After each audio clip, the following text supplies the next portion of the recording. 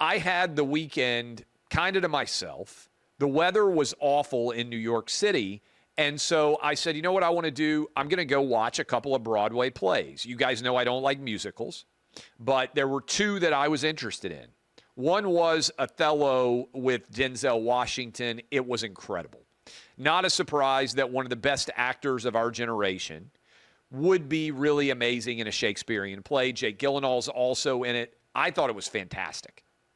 I felt really fortunate to be able to go and watch and see it. And I went and saw it on Saturday matinee because I had to be in bed fairly early on Friday and fairly early on Saturday because I had to be up at 4:15, 4:20 a.m. Eastern, whatever it was. Friday night, I went to see Good Night and Good Luck, where George Clooney plays Edward R. Murrow, 1950s CBS News journalist.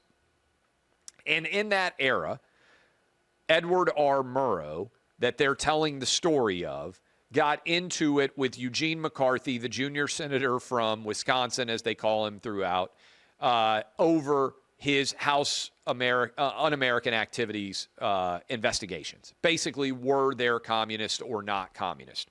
And Murrow helped to bring down those McCarthy Red Scare investigations. Not going to get into that. I thought the play surrounding it was very well done. What I want to focus on is at the end, Clooney comes out and he's standing at a lectern and he is addressing the audience and he is saying that in the future, the media is going to become even more powerful and the danger is what the media might do. And while he's speaking, sort of like Matrix style, if you remember the bank of television screens behind in the Matrix, there are all these different images that are coming up, starting with, it's basically the history of television since the 1950s when Edward R. Murrow was on CBS News. And so you have this huge bank of televisions, goes through, for instance, JFK's assassination, the moon landing, Reagan saying, tear down this wall, and then it goes all the way up to the present day. And they start showing more and more televisions, showing Fox News and MSNBC, and to the credit, they're trying to both sides it because they show the coverage saying, oh, Joe Biden is completely healthy, and they show the Fox Dominion clips and all these things, and they're trying to say, look, Fox News, MSNBC, CNN, you've got to be careful what you trust, what you believe. I think that's a healthy thing to be saying. And then that continues all the way up to the final image. And the final image is Elon Musk, what they say, doing a Nazi salute.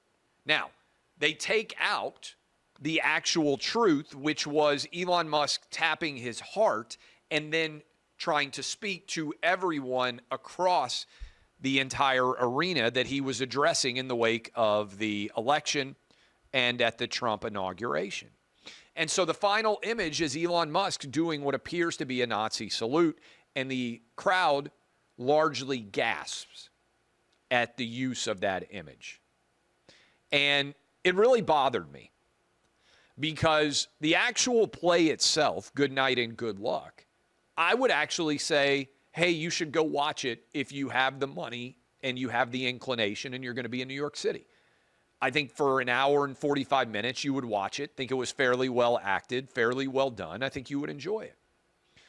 But the message of the play is that you have to be careful who you trust to hold power accountable.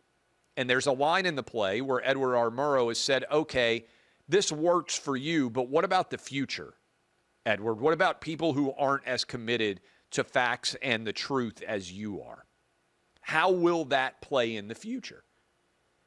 And if your message, which is clearly the message, the subtext, the whole thing is you have to be careful who you trust in media, to then have an out-of-context Elon Musk fake Nazi gesture that has the entire theater gasping is indefensible and actually destroys the underlying premise of the entire play. And I mean this honestly. I would actually like to talk to George Clooney or the playwrights involved in this. What were you thinking? were you so committed to the idea of the right-wing Elon Musk, Donald Trump is evil gobbledygook that you were willing to destroy the entire premise of your play? Or have you not done the most basic research imaginable to see in context what Elon was doing?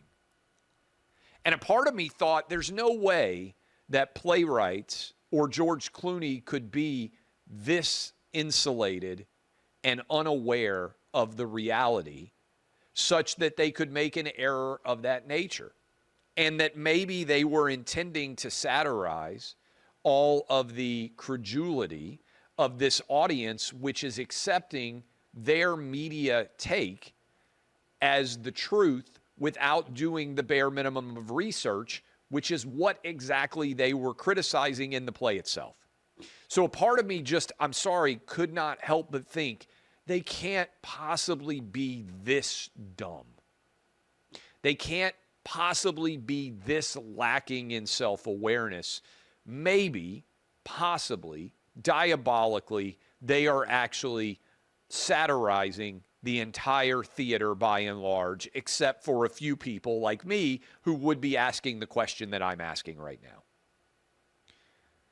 The other side is that they are so unaware of what the real story behind the Elon Musk image was, that they either believed it was real or, even worse, they knew it wasn't real and they didn't care because they wanted to demonize the other side, which is exactly what they would argue McCarthy was doing.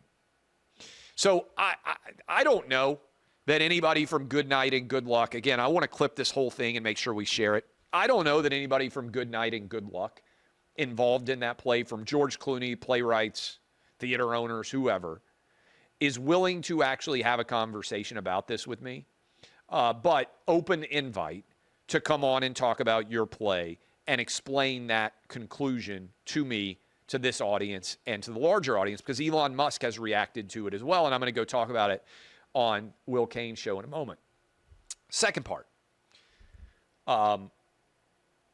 A lot of people out there have said, oh, why are you giving money to George Clooney? Why would you go to this movie? I don't think you win, and I don't think you educate yourself by burying your head in the sand and just pretending you're not aware of other people's arguments. The reason I read the Washington Post every day, and the reason I read the New York Times, and the reason why I would go watch a play starring George Clooney is because I'm open to the arguments that other people make. And I think my own arguments are strengthened by being exposed to arguments that are being made by others. I understand the argument of, oh, well, I'm just never going to ever go watch or read or look at the New York Times or the Washington Post. I don't think that's right. It's not what I teach my kids. My oldest son right now is in a debate competition. He doesn't know what side he's going to be asked to debate until that happens. So you have to familiarize yourself with the best arguments of both sides. That's how you win debates. I'm open to the idea that I'm wrong. I voted for Barack Obama. I didn't vote for Donald Trump in 2016. I have come to be persuaded by the data that Trump in 2020 and 2024 was the best option for the country. I think the arguments that I make every day on the radio or this show, or that I write on Twitter, or that I write on OutKick, are better than the arguments of the people who would disagree with me. I am willing, I've said this for a long time, to go on left-wing forums knowing that those audiences are not going to like me and make the arguments that I think matter. I did it at the University of Chicago, went mega viral for an audience that clearly wasn't well disposed to me. I would go on The View. I would go on, I can't go on MSNBC or CNN because I'm a Fox News employee. But I would go on Bill Maher. I would go on with people who disagree with me. I go on now with Piers Morgan's show and argue against people who have different perspectives than me. So I'm not opposed to argument.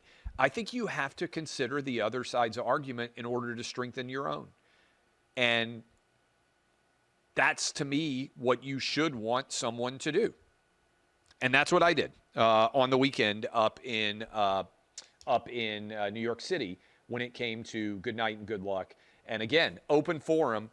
I would welcome anyone out there who can defend Elon Musk appearing to give a Nazi salute to close out the show and the gasping results that it provoked. I thought it destroyed the entire purpose of the play itself and actually turned Clooney into McCarthy, which he argues for the entire play that Edward R. Murrow is the hero. Clooney is McCarthy in the perspective under which he ended that play. George Clooney sat down with Jake Tapper and said the reason he called out Joe Biden was because he thought it was important for Democrats to tell the truth. Okay, I'll say your timing was convenient on this. Let me say this. Why then do you have in your play where you were interviewed by CNN, by Jake Tapper, why do you have an image of Elon Musk appearing to give the Nazi salute at the end of your play? If your goal is to speak truth to Democrats, most of the people that are going to be in that audience are Democrats. I appreciate the editorial that you wrote. Why would you then say that it is appropriate to have an image that is not representative of what Elon Musk actually did and is attacking him for potentially giving a Nazi salute at the end of your good night and good luck play, which I saw last week? I'm sure Jake Tapper didn't ask him. Most of the time, we don't get the most interesting questions asked by media when they interview famous people. That's the number one question that I would have for George Clooney, and I've continued to say, happy to talk to him anytime, any place, anywhere.